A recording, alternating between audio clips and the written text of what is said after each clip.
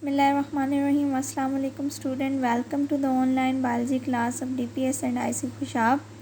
We were discussing second chapter homeostasis of class 10. In our previous lecture we discussed what is homeostasis, कौन से 3 process हैं through which internal condition of body are maintained at equilibrium. Then we discussed how homeostasis occur in plant. उसके बाद हमने पढ़ा osmotic adjustment in plant. 3 type के plants पढ़े, किस तरह वो अपने स्पेसिफिक इन्वायरमेंट में रह रहे हैं और वहाँ पे सर्वाइव कर रहे हैं, अपने अंदर स्पेसिफिक एडॉप्टेशन लेके आए हैं अपनी इंटरनल कंडीशन को एक्विलिब्रियम पे मेंटेन रखने के लिए. Today we will discuss homeostasis in human.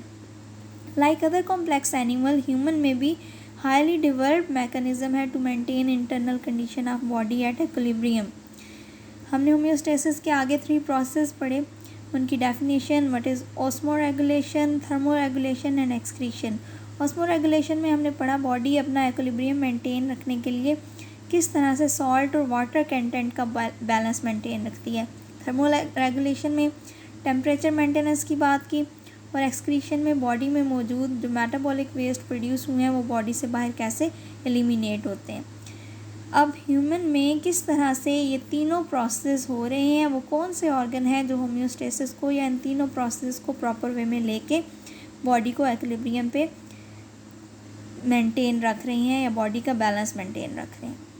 There are 3 main organs which work for homeostasis in human. These are lungs, skin and kidney. Lungs के बारे में हमने डिटेल में पढ़ लिया फर्स्ट चैप्टर में, उनका स्ट्रक्चर क्या है, क्या काम कर रहे हैं, किस तरह से काम कर रहे हैं, कैसे वो ब्रीदिंग के प्रोसेस में हेल्प आउट कर रहे हैं, मेन फंक्शन उसका क्या है, कौन से फैक्टर्स हैं जो उसको इफेक्ट कर रहे हैं. डिटेल में लंग्स को हमने डिस्कस भी कर लिया, यहाँ पे समराइज़ भी कर लेंगे. Next one is skin. Skin के स्ट्रक्चर को देखेंगे और वो क्या इंपॉर्टेंट रोल प्ले कर रही है इन होम्योस्टेसिस, वो डिस्कस करेंगे. किडनी को हम नेक्स्ट लेक्चर में डिटेल में डिस्कस करेंगे कि उसका स्ट्रक्चर क्या है, उसका इंटरनल, और वो किस तरह से अपना फंक्शन परफॉर्म कर रही है इन होम्योस्टेसिस. लंग्स क्या काम कर रहे हैं. Lungs remove excess carbon dioxide from body to maintain balance. Excess carbon dioxide, अब यहाँ पे कौन सा प्रोसेस हो रहा है, 3 प्रोसेस है होम्योस्टेसिस को मेंटेन रखने के लिए, ऑस्मोरेगुलेशन, थर्मोरेगुलेशन एंड एक्सक्रीशन. यहाँ पर ऑस्मोरेगुलेशन हो रही है, थर्मोरेगुलेशन हो रही है, यहाँ पे एक्सक्रीशन का प्रोसेस हो रहा है in lungs to maintain internal condition of body at equilibrium or to show homeostasis. क्या हो रहा है लंग्स में,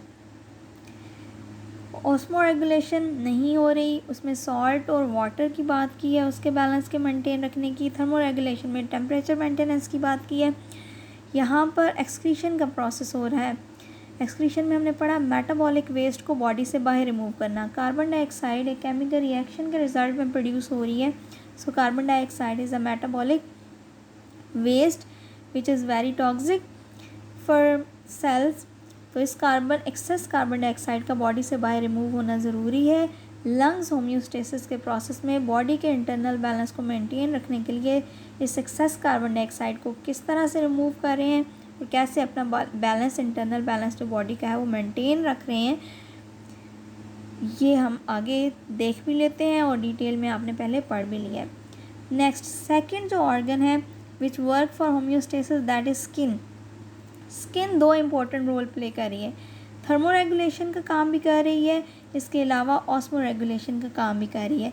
बॉडी में ऑस्मोरेगुलेशन और यहाँ पर वो एक्सक्रीशन भी कर रही है. जो एक्सेस वाटर और सॉल्ट है, थ्रू स्वेटिंग जब पसीना आता है वो एक्सेस वाटर और सॉल्ट भी रिमूव होते हैं. बॉडी का टेम्परेचर, ऑस्मोरेगुलेशन, स्वेटिंग हो रही है, कूलिंग इफ़ेक्ट हो रहा है. इसके अलावा हम डिटेल में आगे डिस्कस भी करते हैं, गूज बम्प्स बनते हैं, वो एक इंसुलेटिंग लेयर बन जाती है. फैट सेल्स हैं वो कैसे इंसुलेशन प्रोवाइड कर रहे हैं बॉडी को, तो वो टेम्परेचर मेंटेनेंस में भी स्किन कैसे अपना इम्पोर्टेंट रोल प्ले कर रही है, इसको भी हम देखेंगे. Third one is kidney. Kidney का आपको मेन फंक्शन पता है. Main function of kidney is to form urine. Urine के अंदर टॉक्सिक केमिकल, टॉक्सिक मटेरियल जो बॉडी में मौजूद हैं वो यूरिन के थ्रू बाहर रिमूव हो जाते हैं. और यूरिन कौन बना रहा है, किडनी बना रहे हैं. तो किडनी का रोल क्या है, एक्सक्रीशन का काम कर रहे हैं kidney to maintain balance. Kidney filter excess water, salts, urea and uric acid from blood. And it also form urine. This is the structure of kidney. Next lecture में इसको डिटेल में डिस्कस भी करेंगे। वन बाय वन अब इनको देखते हैं। First one is skin. पहले इसके स्ट्रक्चर को देखते हैं। Skin consist of 2 layers, upper layer और इनर लेयर। जो अपर लेयर है, अपर लेयर स्किन की outer protective layer, that is epidermis and which is without blood vessels. इसके अंदर ब्लड वेजल्स नहीं हैं। आउटर लेयर एपिडर्मिस जो है ह्यूमन स्किन की, इसमें पिगमेंट मौजूद होते हैं। ये स्किन को स्पेसिफिक कलर देती है, इसमें पिगमेंट मौजूद होते हैं। Upper layer is epidermis, outer layer which is without blood vessels. उसके बाद नेक्स्ट लेयर है डर्मिस। इनर लेयर है, इसके अंदर ब्लड वेजल्स भी हैं, सेंसरी नर्व एंडिंग भी हैं। टच, प्रेशर, हीट, कोल्ड, कोई भी सेंसरी स्टिमुलस मिलता है वो डर्मिस उसको सेंस करती है, सेंसरी नर्व एंडिंग है। स्वेट ग्लैंड्स हैं, ऑयल ग्लैंड्स हैं, स्किन पे ऑयली हो जाती है, ऑयल सिक्रीट होता है। यही स्किन में जो अपर लेयर है एपिडर्मिस वहाँ पे नहीं है। जो इनर लेयर है डर्मिस, उसमें ये स्वेट ग्लैंड्स भी हैं और ऑयल ग्लैंड्स भी हैं जो ऑयल सिक्रीट कर रहे हैं। हेयर जो आपकी स्किन पे हैं उनकी मेन रूट्स इस डर्मिस में हैं। फैट सेल्स हैं डर्मिस में। तो आउटर लेयर सिंपल है, जस्ट विदाउट ब्लड वेजल जो इनर लेयर्स को प्रोटेक्ट कर रही है। लेकिन जो सेकंड लेयर है डर्मिस, उसमें सारी blood vessels, hair, fat cells, sweat gland, oil gland और नर्व एंडिंग मौजूद हैं। This is the structure of skin. Diagram भी हम देखते हैं। यहाँ पे डायग्राम में देखें, आउटर लेयर है और इनर लेयर है स्किन की। आउटर लेयर सिंपल है, उसके अंदर कोई ब्लड वेजल नहीं है। फंक्शन क्या है? इनर लेयर को प्रोटेक्ट करना। इनर लेयर में देखें ब्लड वेजल्स हैं, स्वेट ग्लैंड हैं, ये नर्व एंडिंग्स हैं, यहाँ पे ब्लड वेजल्स हैं, स्वेट ग्लैंड्स हैं, हेयर फॉलिकल्स, हेयर की रूट्स ये यहाँ पर मौजूद हैं। आउटर लेयर क्या है? एपिडर्मिस। पर इनर लेयर क्या है? डर्मिस। क्लियर है ये?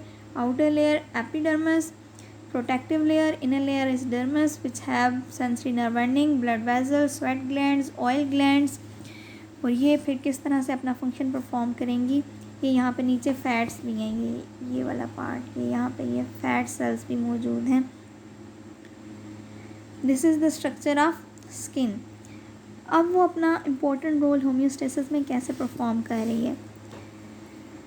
फर्स्ट हम देख लेते हैं कैसे स्किन टेम्परेचर मेंटेन कर रही है, बॉडी टेम्परेचर को कैसे रेगुलेट कर रही है। Thin layer of fat cell in dermis, जो सेकंड लेयर है स्किन की, उसमें थिन लेयर है फैट सेल की, वो इंसुलेट कर रहे हैं बॉडी को, इंसुलेशन प्रोवाइड कर रहे हैं। इंसुलेटिंग मटेरियल क्या है? जिसके थ्रू एक्सचेंज ऑफ हीट नहीं हो सकती। हीट ना अंदर की बाहर जा रही है ना बाहर से अंदर आ रही है। तो वो फैट की जो फैट सेल्स हैं उनकी थिन लेयर वो इंसुलेशन प्रोवाइड कर रही है, इंसुलेट कर रही है बॉडी को। इस तरह से वो बॉडी के टेम्परेचर को मेंटेन रखने में हेल्प कर रही है। उसके अलावा गूज बम्प्स की टर्म है, स्मॉल मसल्स अटैच होते हैं हेयर्स के साथ। डर्मस में आपने देखा हेयर्स की रूट हैं, उनके साथ अटैच्ड मसल जब कंट्रैक्ट करते हैं, सिकुड़ते हैं, गूज बम्प्स बनते हैं। जब वो गूज बम्प्स बनते हैं तो वहाँ पे भी एक वार्म एयर का इंसुलेटिंग ब्लैंकेट बन जाता है। वो भी क्या कर रहा है? एक इंसुलेटिंग लेयर टेम्परेचर को मेंटेन रखने में हेल्प आउट कर रही है। Know what is goose bumps? ये तो पता चल गया कि हेयर के साथ अटैच स्मॉल मसल्स हैं, जब वो कंट्रैक्ट होते हैं तो गूज बम्प्स बनते हैं। गूज बम्प्स जिसका मतलब है, अगर हम उर्दू में कहें तो रोंगटे खड़े हो जाना, तो स्किन के बाल क्या हैं? खड़े हो जाते हैं।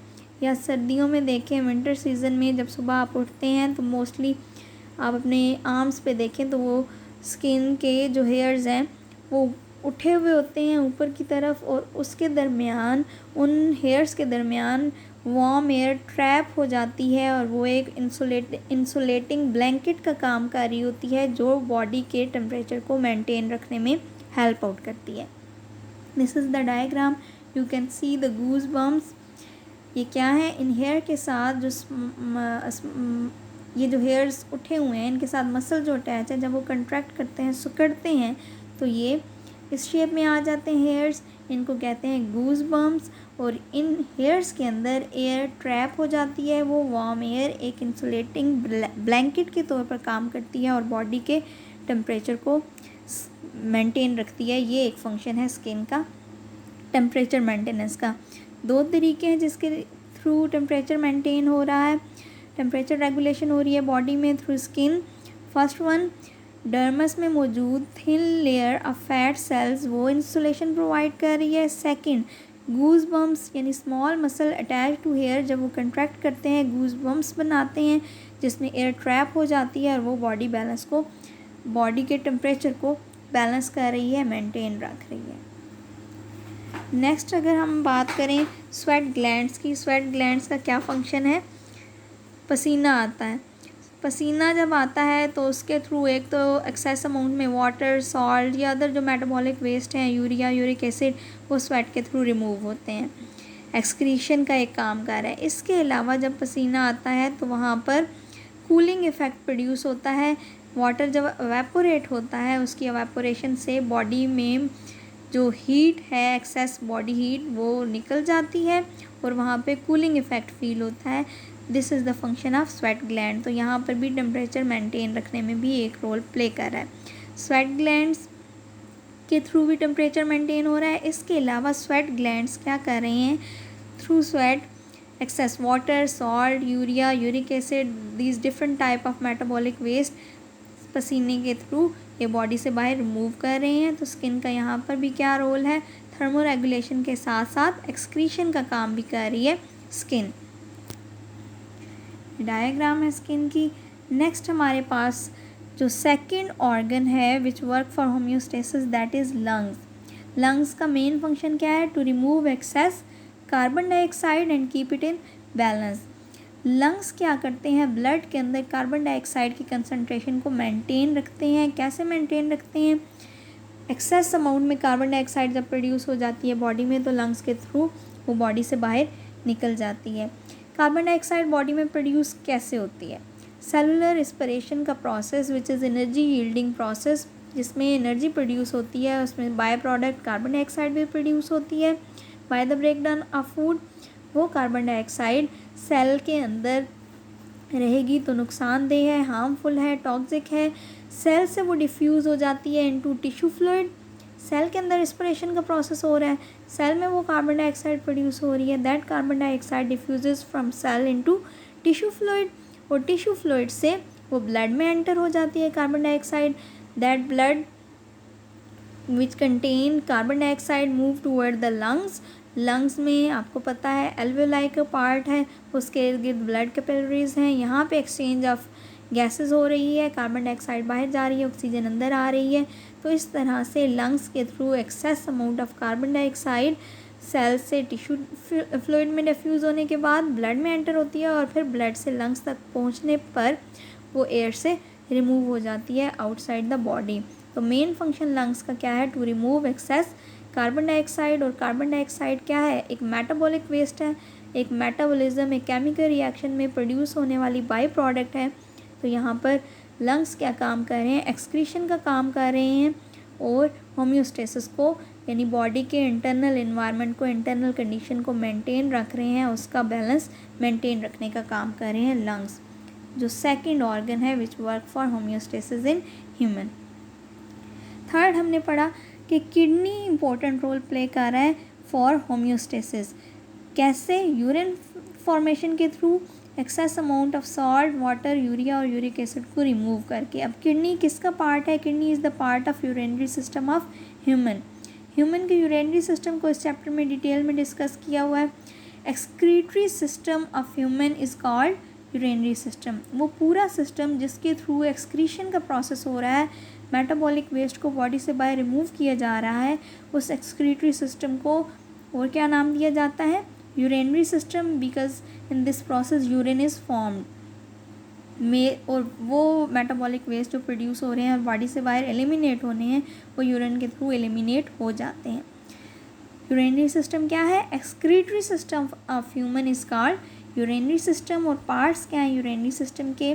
यूरिनरी सिस्टम में 1 pair of kidney means 2 kidney है, a pair of ureters 2 tube like structure हैं, अ यूरिनरी ब्लैडर एक ही ब्लैडर है, इसके अलावा यूरेथ्रा एक ट्यूब लाइक स्ट्रक्चर है जिसके थ्रू फीसेस या यूरिन बॉडी से बाहर रिमूव होता है। These four are main part of excretory system. और इनकी वर्किंग फिर हम देखेंगे। मेन इनको डिस्क्राइब कर दिया कि मेन क्या रोल है, इम्पॉर्टेंट इन्होंने क्या करना है, इनको फिर डिटेल में बाद में देखेंगे। 1 pair of kidney, main function kidney का क्या है, urine formation. A pair of ureter, ureter क्या करता है, किडनी ने तो यूरिन बनाया, ureters are tube like structure, ये उस यूरिन को किडनी से लेके यूरिनरी ब्लैडर तक लेकर जाते हैं। ब्लैडर क्या करता है, टेम्प्ररी थोड़े टाइम पीरियड के लिए यूरिन को स्टोर करता है उस वक्त तक जब तक वो यूरिन बॉडी से बाहर रिलीज़ नहीं हो जाता। और यूरेथ्रा क्या है, it is a tube that carries urine from urinary bladder to the outside of body. Diagram ये आपकी बुक में दी हुई है, किडनी दिखाए हुए हैं, ureter, tube like structure, urinary bladder और यूरेथ्रा। इसको अगर हम यहाँ पे देखें, ये हमारे पास 2 किडनी है।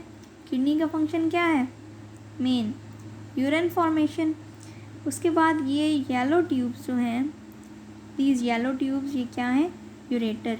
मेन फंक्शन इनका क्या है, यूरिन जो बनाया है किडनी ने उसके लिए एक पाथवे है, एक पैसेज है, ये उसको सिर्फ सिंपली किडनी से लेकर कहाँ पहुँचा रही है, यूरिनरी ब्लैडर तक। ब्लैडर का काम क्या है, उस यूरिन को टेम्प्ररी थोड़े टाइम पीरियड के लिए स्टोर रखता है अपने अंदर जब तक वो बॉडी से बाहर निकल नहीं जाता। And last part is urethra which is a tube like structure. ये क्या काम कर रहा है, यूरिनरी ब्लैडर से उस फीसेस को या यूरिन को बॉडी से बाहर रिमूव कर रहा है। These are the parts of urinary system. Urinary system क्या है, excretory system of human is also called urinary system.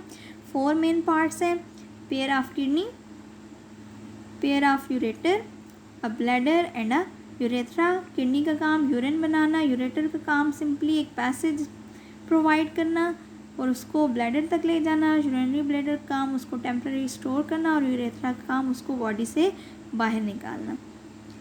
अब किडनी को हम नेक्स्ट लेक्चर में डिटेल में देखेंगे, उसका स्ट्रक्चर क्या है, और उसके बाद उससे नेक्स्ट लेक्चर में कि वो अपना कैसे फंक्शन परफॉर्म कर रहे हैं। क्वेश्चन एक्सरसाइज का क्वेश्चन है, what are the major organs involved in homeostasis in human body. कौन से major organ, lungs, skin and kidney. State the role of each of these organ. Lungs का काम है एक्सेस कार्बन डाइऑक्साइड को remove करना, skin का काम है टेम्परेचर मेंटेन करना, इसके अलावा थ्रू स्वेट मेटाबॉलिक वेस्ट को भी रिमूव करती है, और किडनी का काम है मेटाबॉलिक वेस्ट को बॉडी से बाहर रिमूव करना। व्हाट आर गूज बम्स, जब हेयर के साथ, स्मॉल हेयर के साथ अटैच मसल कंट्रैक्ट करते हैं तो उसकी वजह से गूज बम्स बन जाते हैं जिसमें एयर ट्रैप हो जाती है। Warm air as insulating blanket का काम करती है और बॉडी के टेम्परेचर को मेंटेन रखने में हेल्प आउट करती है।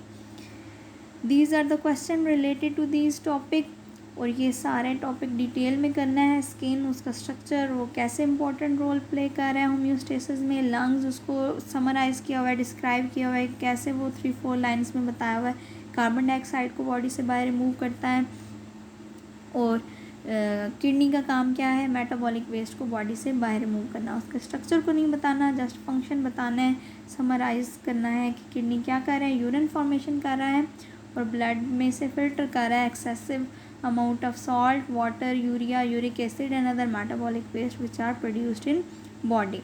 This was all about today. Thank you very much. Allah Hafiz.